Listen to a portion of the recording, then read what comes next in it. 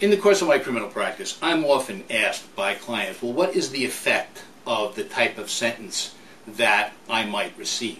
Well, first off, what sentence you get depends a lot on what you're charged with and ultimately what the disposition of the case is.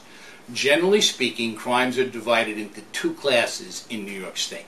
There are felonies, which is a conviction for which carries a sentence of imprisonment of more than a year in jail.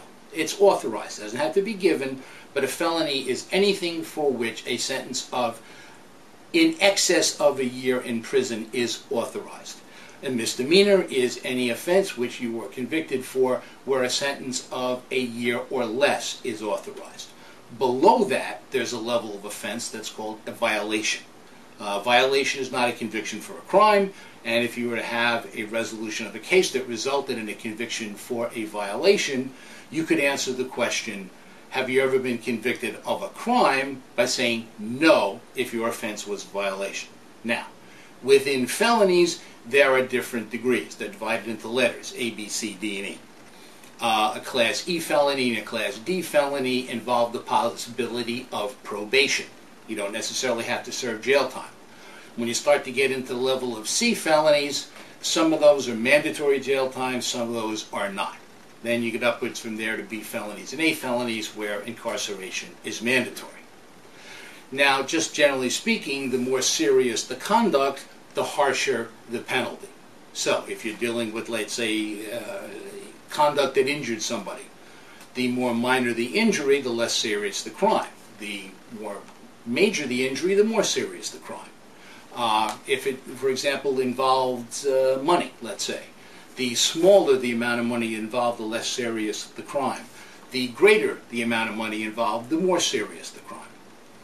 But generally speaking, what happens in the future? There are any number of professions that you can't engage in if you have a prior conviction.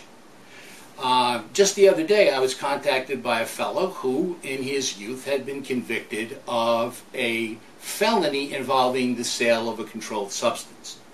Ultimately, he turned his life around, went on to become a college graduate, and wants to enter a professional school, and wanted to know if his conviction for a felony could be removed from his record.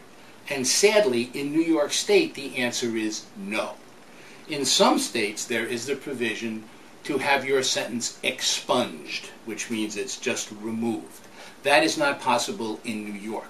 You're unable to have a felony expunged in New York as the law is currently written. The only way that you could resolve that is by a pardon from the governor.